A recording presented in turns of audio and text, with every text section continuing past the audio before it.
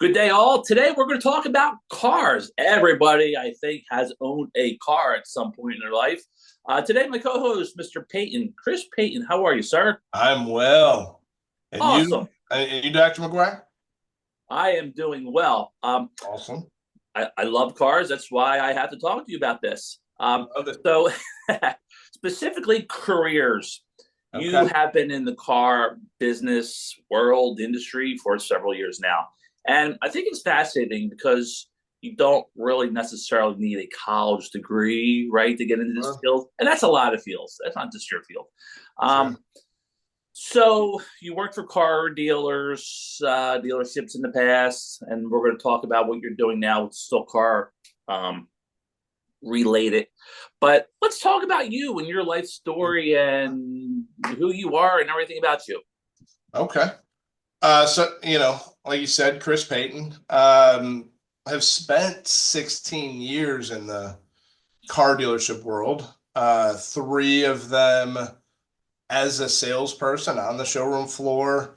The last 14 years of it was and has been at a sales desk, and then the last five as a general sales manager, which just glorified janitor and cleanup man, if you will. But But general sales manager just means I run the operations of the sales department in a dealership, and so um, but hang on, I want to ask you a lot of questions, so I don't want to throw you okay, off guard because no, go you'll help ahead. me stay on track a little bit.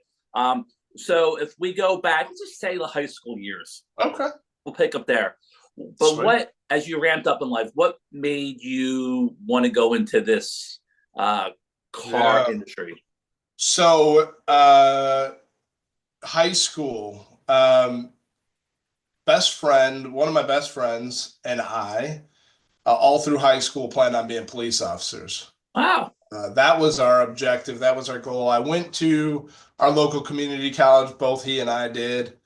Started with a criminal justice thought process, and that was the objective, was let's go get criminal justice degrees, jump into law enforcement, and where does that take us and all that. So playing basketball in high school, I'm 6'5", so I kind of came naturally to me a little bit, but we he's currently a police officer in Algonquin, Illinois. He did what we said we were going to do. I kind He of, stuck to his word. yeah, I fell in love in at the end of high school, I thought, and but thought to myself, man, I don't know if I could wake up every day and say goodbye to someone and not be certain that I'll be coming home tonight. Right. Yeah, And so that went through my head, and he and I talked through it, and he goes, I don't love anybody that much, And he that's he funny. since does. He's got a great family, and he's in a great little town where he's at. But anyhow, so was going to school. My parents owned a little flower business in the suburbs of Chicago. And so on and off, I was trying to figure out what I was going to do, and um, always had a salesy perspective, right?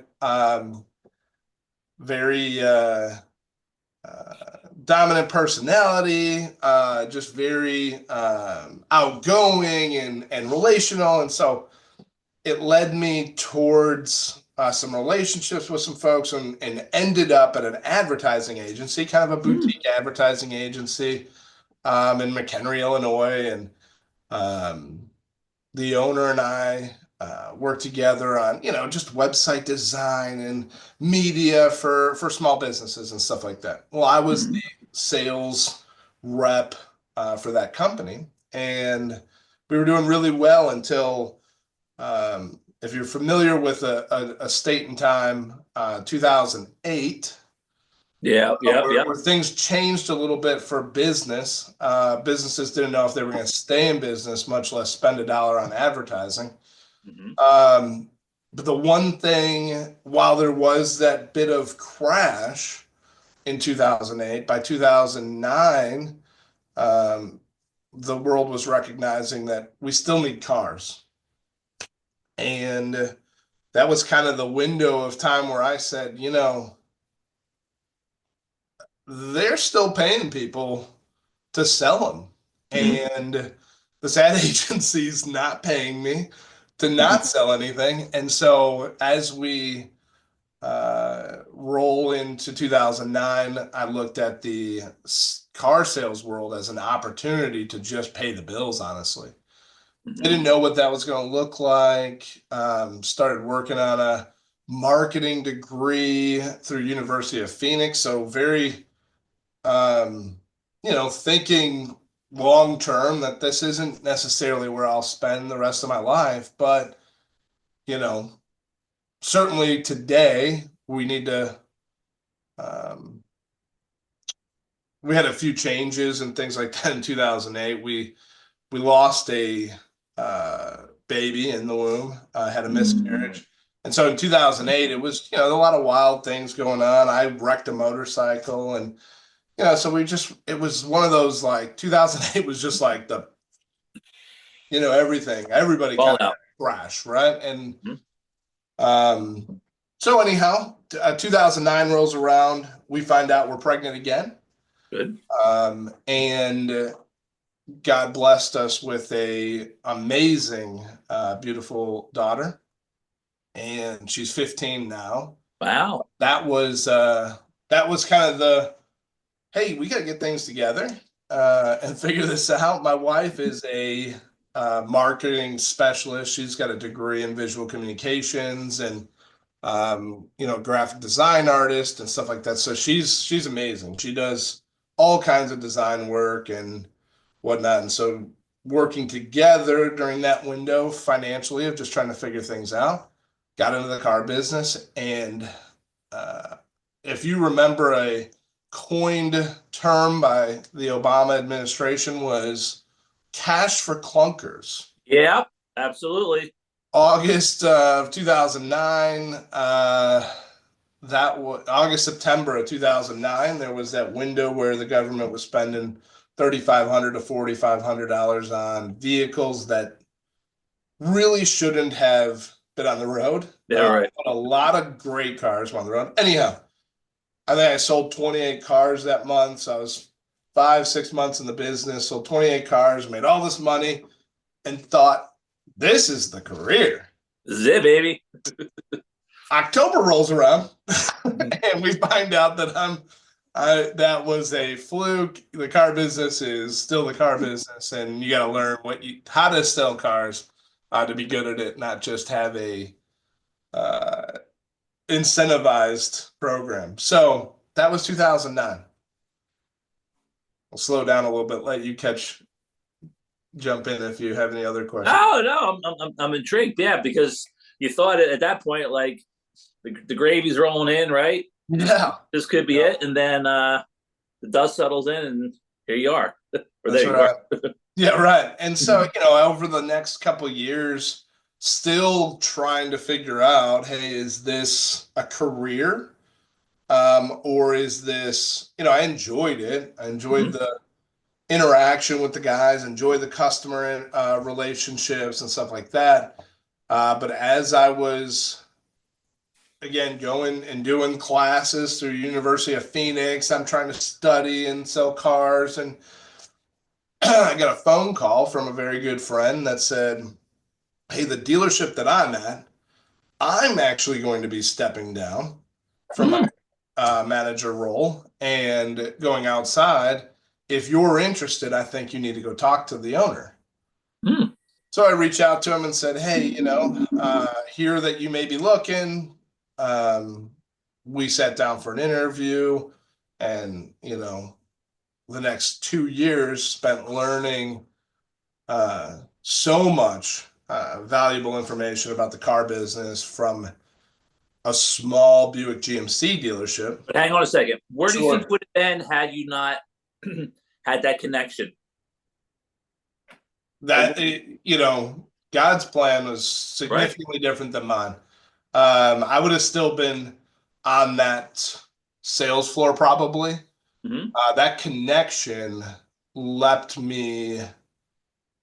several years worth of dealership time and experience that's typically required in the car business. So even for me, knowing that I skipped a step, which, we could kind of talk through that a little bit, is in the car business, you kind of go in, entry level would be showroom salesperson, right?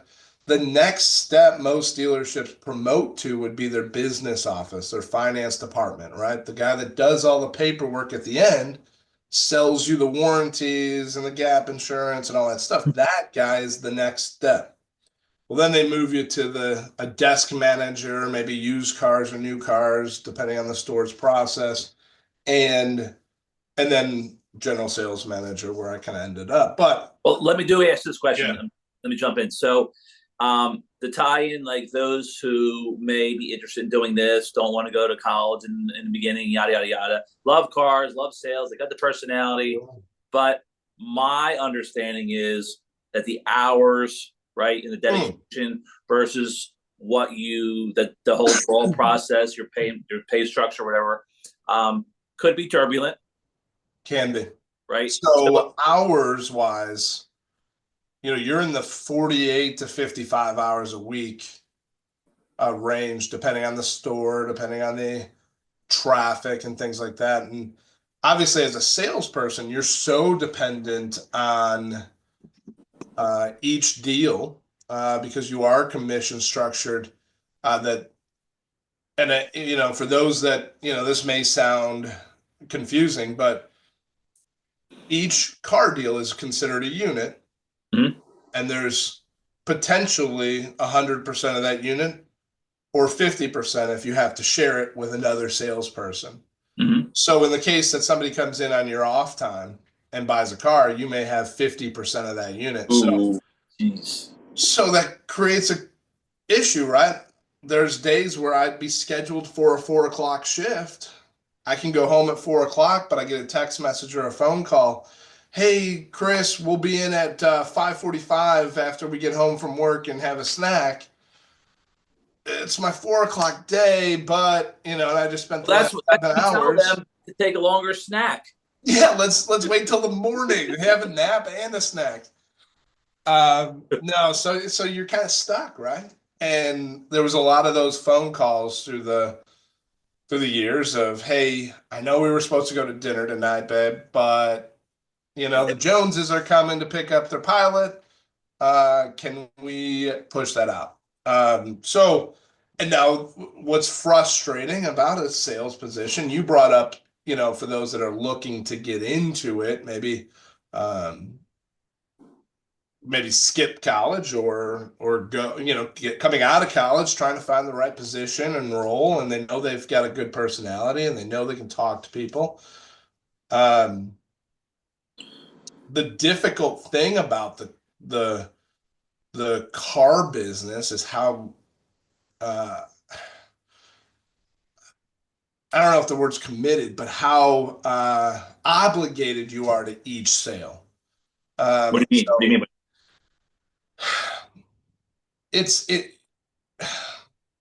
Because it's so much a part of your pay, right?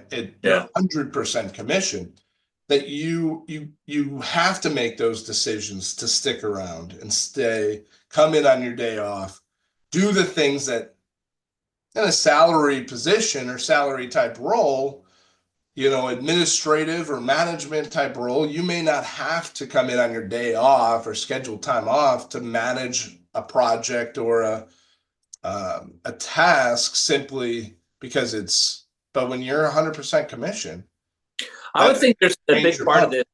Big part of this would be ethics, right? Is this right? That's the whole. Now, you said you had 25 minutes. I thought 25 minutes were. Ethics is a whole new level. Yeah. Part two to be continued later. But so at the early stages, what could be the motivators? I know more sales boosts the confidence, but initially there could be a period of like, oh my goodness gracious, how long do I hang into this? What is the motivation for a person wanting to make a run for this? Yeah, so I'm just getting started. I had the benefit of that government incentive, right? That showed me that I could sell cars. It got me a lot of training on processes and programs and how to handle customers quickly and efficiently. For the guy that's starting out and he's twos and threes a week, that gets a little bit more stressful. And so there is a level of commitment that has to happen and support that has to happen from maybe your outside support group, family, friends, whatever it is, and encouragement through that time. There's a lot of dealerships that are sink or swim. Okay. Yeah. So you walk out on the showroom floor, they may show you how to get into your computer and show you how to get to we're just going to use Toyota, for instance, show you how to get to the Toyota product guides and some training for product, but then say, well, if you can sell them, you can sell them. If you can't, you can't. There's some dealerships that really invest in their sales team. There's a old saying, I forget who said it, but the idea goes, I hate to train these people and invest in them because they're just going to leave me and take that training to someone else. Yeah. Versus the idea of I'm not going to train them and they stay. Yeah. Right. And so they're causing me more problems if I don't train them. And so there are dealerships that do invest in their salespeople and try and grow them. They'll spend a little bit of money up front, maybe call it your first 3 months of a guarantee. That's helpful in your finances if you can find that store to get your call it your feet wet in the car business. I even heard, I won't name any, but top manufacturers in the automotive industry provide some sort of tuition assistance.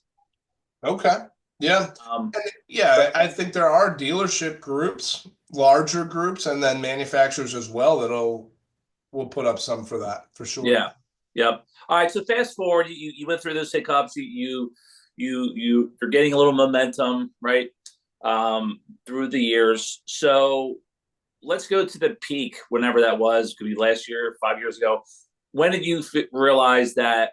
And we'll get into what you're doing now, which is similar. But what was the ramp up that got you going and like I want to continue this? Really, that first year at that Buick GMC dealership. So when I got that position, that opportunity came along, interviewed, and everything went swimmingly, and had an opportunity to join a small dealership. I think we had 10 salespeople. I came from a showroom of 25 salespeople. Wow. It was an opportunity for me to kind of shift into a role of, I understood efficiency and how in volume. This dealership was doing about 60 car deals a month, where, the Honda store that I was on the showroom floor at, we were doing 300 cars a month. And wow. So huge transition of time and stuff. So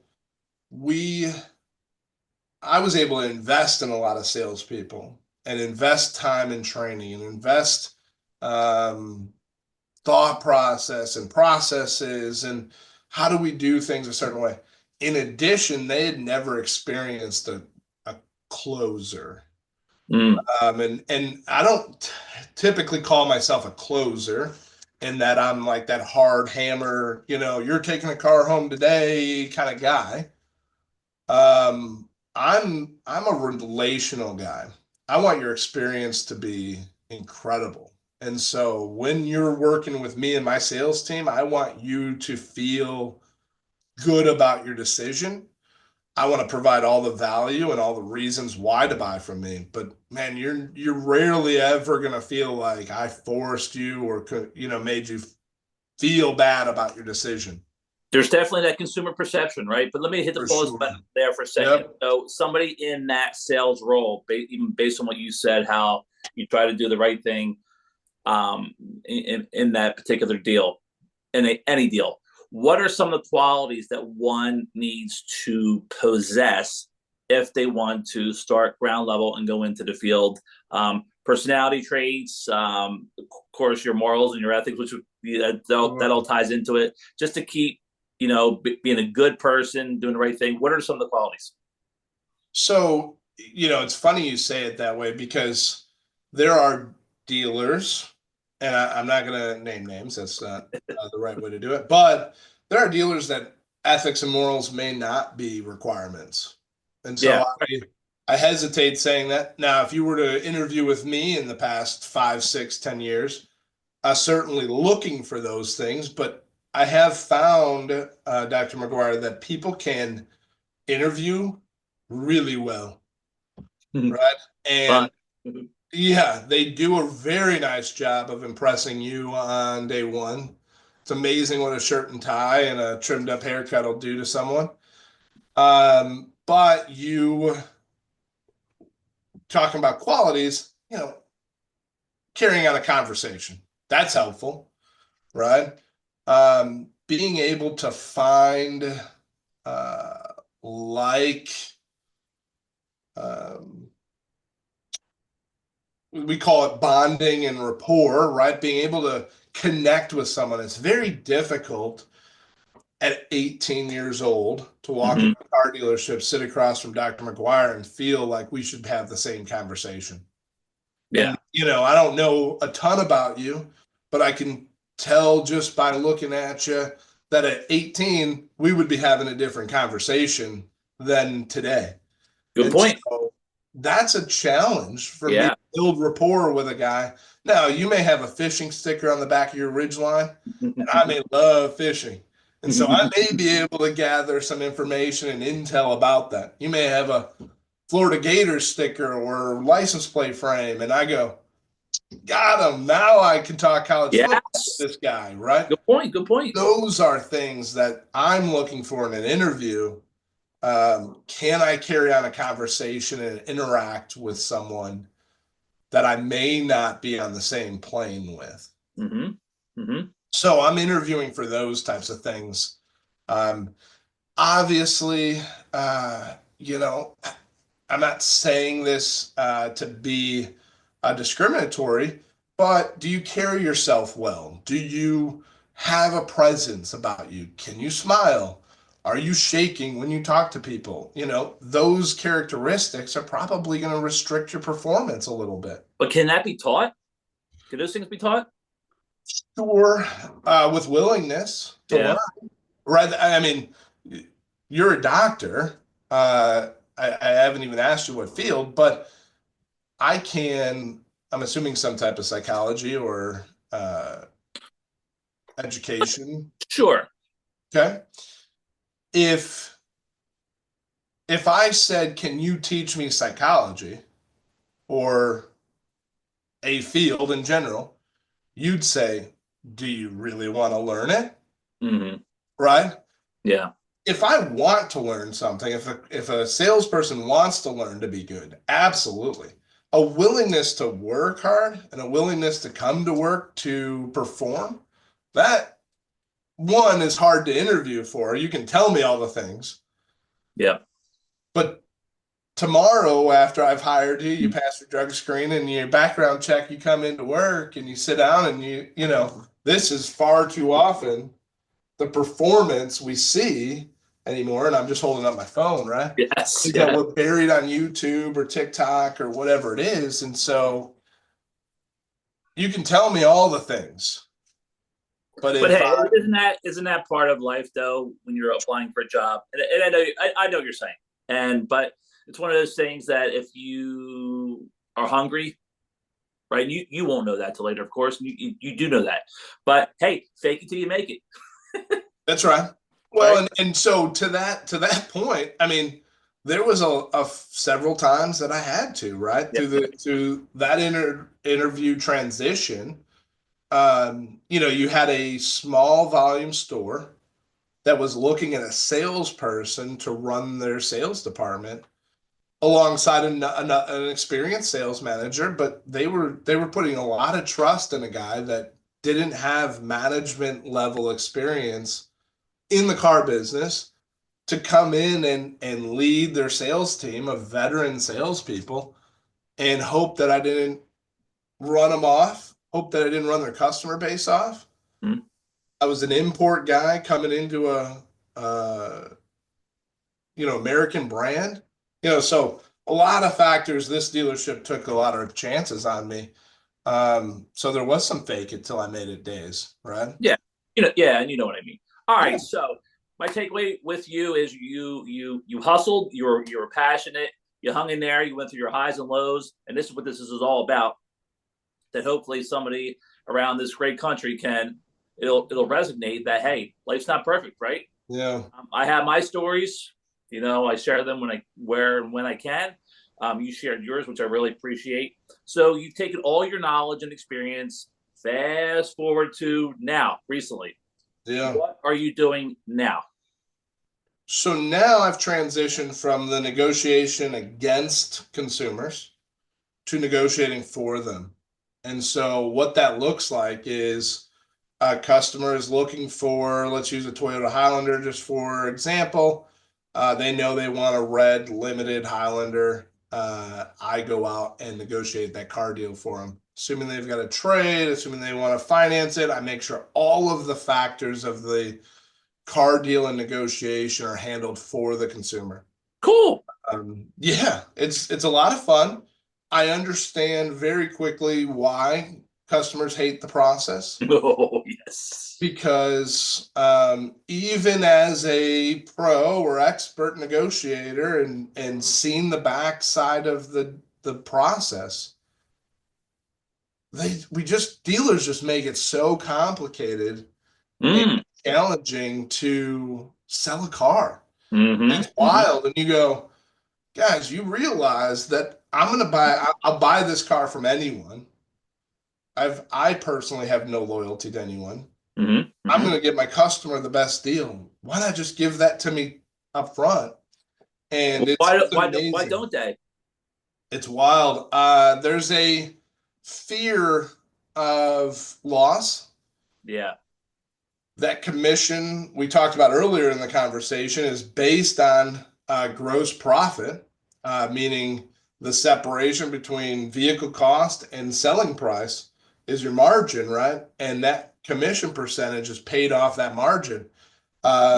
If I'm taking all that margin away, a lot of these guys are working on what's called a minimum commission, and they feel like it's a waste of time in a lot of cases.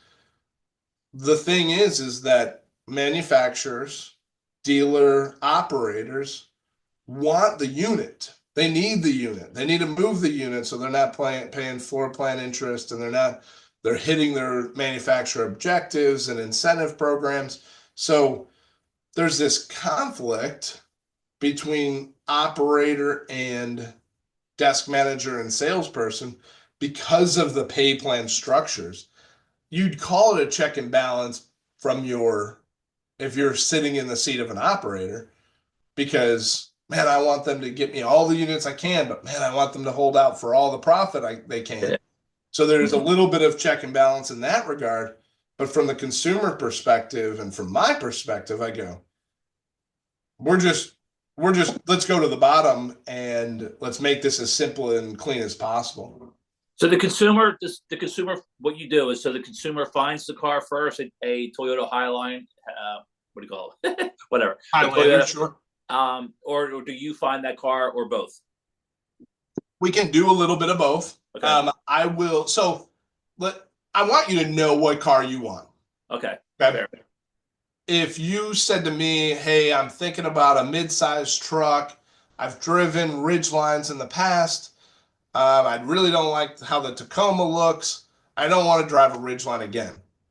Okay, you're limiting my options on what I find you, but until you sit in that car and actually feel the steering wheel, your butt in the seat, it's hard for me to choose that for you. I can give you recommendations. We can walk through the options, but it's hard for me to say that that's the right truck for Dr. McGuire. All right. But when you say, all right, I'm going to go, because most people love the test drive process. Mm-hmm. It's immediately following the test drive that everything goes to crap, right? Mm-hmm. It's the dealer turns on the negotiation aspects. You put the seatbelt on in your seat, and you're stuck there for hours trying to find out if you're getting screwed or not. And you always leave feeling It's my wallet. Well, I know, but listen, I think you're right. But and I told you before, I buy a lot of cars, or have in the past, Mhm. and I'm not saying that's a good thing. It's really not a good thing. But anyhow, I think a lot of people leave after the fact, and once the dust settles, oh yeah, yeah, Chris, I got a good deal. I've Everything. never heard anyone tell another person I got screwed. Yeah. No, for sure. And here, the dealership is very good at that process. I trained that for years. It's called after sale, right? And after the sale, I want to make sure you feel like you made a great decision. Because now I need you to tell your friends and family about me and the process, and it was great. And you kind of forget about the 3 hour, 4 hour Yes. window we went, ducking Yes. and dodging, and my manager came out and we're slamming desks and angry. Well, then when you leave, God, look at that color. You really picked a great Hell, looking right. ride. Oh, This is oh yeah. sweet, and you're going, I did pick a good color. It feels really good. Well, it's called labor pains, right? You get out of labor and you're holding your child, and the mother's going, "Oh, he's beautiful." Forgets all about the You're right. last few You're hours right. of, Yep. Yep. So, what I try to do is eliminate the labor pains. Let's just get that out of the way so that you can enjoy the process. All right. Last question, Titus in, because I know you have to go. Yep. So how do you? It's great. All your experiences, yada yada yada. You're here now. You're making a run for this Yeah, company you have. How do you make money then? sure. So I charge a flat fee to Okay. to get you that deal. And so 7.99 negotiates your car deal. Okay. Dr. Thomas, you may say, you've bought several cars, and you may say, Chris, I'm fine going back and forth. I kind of like the Yeah. duck Yeah. and dodging part of it. I just don't know what should I pay? What should my trade be worth? What do I say when? How do I walk away? All those factors. I have a coaching program that I do as well. Basically, have me on retainer for your buying process. So, just as you would contact your attorney in the case of a legal dispute, maybe you call me and say, "Hey, Chris, here's what they sent me. These are the figures they gave me. What do you think of this? Okay, let's, if we can get 500 more for your trade, Hmm. and they're missing a couple rebates here. Oh, I Right. didn't know there were rebates. Why didn't they tell me about that? Well, maybe they're hiding them, or maybe they are rolling them in, and all of a sudden, So anyhow, there's Yeah. a lot of folks. Certainly sounds like you've bought several cars. There's a lot of folks that, whether they've bought a lot of cars or not, walk into the dealership, and the salesperson lays some numbers down in front of them, and they look at their spouse, or they may be by themselves, and go, okay. And to someone like yourself, you're going, what? Why would they at least negotiate something? But all too often, it's folks are coming in just saying okay because they are avoiding the conflict. They're avoiding that interaction that could save them thousands of dollars. Right. And there's factors about your trade-in, there's factors about your financing, and there's factors about the insurance products, which I recommend. If you've seen some of my videos, I recommend extended warranties and gap insurance. They're not scams. They're not, Okay. those are insurances, and just as we want a health insurance, I don't want to be sick. I don't want to use my health insurance. It's a scam if you view it like that. True. But if I spend $2,500 and need a transmission at 72,000 miles, sure Hmm. glad I bought that $2,500 warranty. Right. Yeah. So that's a whole nother conversation. But But yeah, I that's think a lot of really this the perception. objective. You know it all. Just me as a sample size, the perception of car dealers in that process. But my point is, fast forward. I like what you're doing. I like that you are the liaison, right, to the car buying process. All right. I know you have to go, Chris. I do appreciate your time. Tell me about your company now. Sure. So the 615 middleman I like Uh, it. yeah, we're based in Middle Tennessee. That's the area code here for the Nashville Murfreesboro market. And so I basically, again, just negotiate or assist you throughout the negotiation process. If it means we have to locate the vehicle elsewhere, we do that. I Okay. facilitate that as well. But it's like being a buyer's agent. You know, Yeah. you hire a realtor to help with your house purchase. Hmm. Second largest purchase most people make is going to be their car, unless you can afford a boat or RV, which I'd be happy to help with. But those car purchases, we don't have, yes, you can do research, but it's just like Zillow or Redfin or anything else. If I go into this alone, it's just information.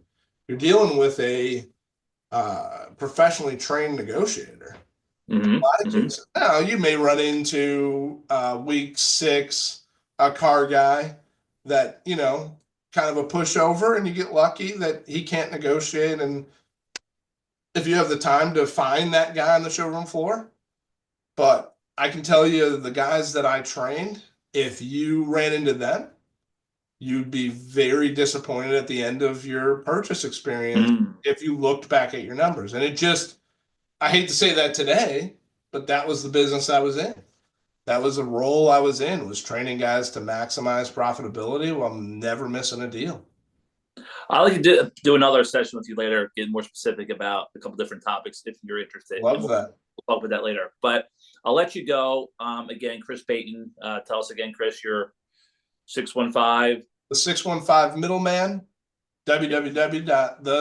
www.the615middleman.com. Your automotive negotiator.